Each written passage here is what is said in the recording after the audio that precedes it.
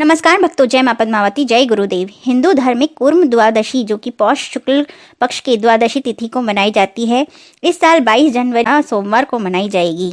क्योंकि धार्मिक मान्यताओं के अनुसार यही दिन है जिस दिन भगवान विष्णु के गुरु कछुए के अवतार को समर्पित है। माना जाता है कि कूर्म द्वादशी के दिन दान, धर्म और श्राद्ध कार्यों से पापों का नाश होता है और इस बार 22 जनवरी को यह मनाई जाएगी। इसी दिन अयोध्या में नवनिर्मित भव्य राम मंदिर में रामलला की मूर्ति की प्राण प्रतिष्ठा भी की जाएगी।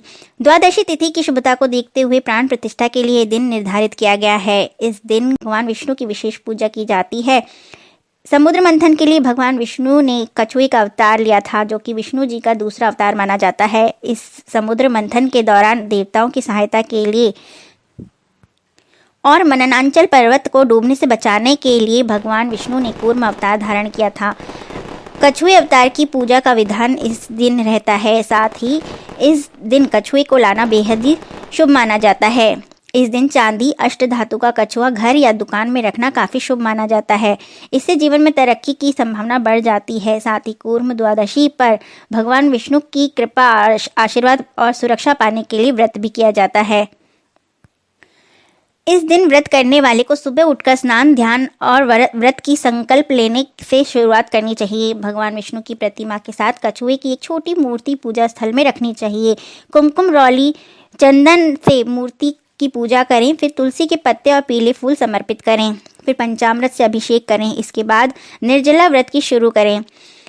पूजा करने के बाद फलाहार कर सकते हैं। व्रत करने वाले को विष्णु जी के कूर्म अवतार की कथा भी पढ़नी चाहिए। व्रत का पारण करने से पहले श्री हरि की पूजा और प्रसाद ग्रहण करें।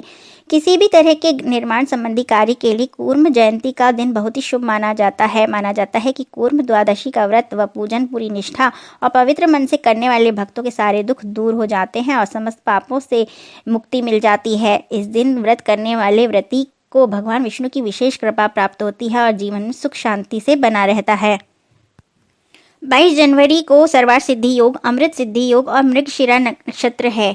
इस दिन 22 जनवरी सोमवार को हरि अर्थात विष्णु मुहूर्त है, जो कि 41 साल बाद आया है। इसी कारण ही रामलला की मूर्ति की प्राण प्रतिष्ठा की जाएगी। मुहूर्त का विशेष लाभ विद्यार्थियों, व्यापारियों और गर्भवती स्त्रियों को प्राप्त होगा। इस दिन इन दो विशेष उपायों को कर लेने से आपको धन संपत्ति की वृद्धि और कार्यों में सफलता का आशीर्वाद प्राप्त कर सकते हैं। इस दिन सुबह 6:22 से शाम 5:17 के बीच देव गुरु बृहस्पति के वैदिक मंत्र का जाप कर सकते हैं। यदि आप स्वयं नहीं कर सकते तो किसी योग्य पंडित से जाप कराएं।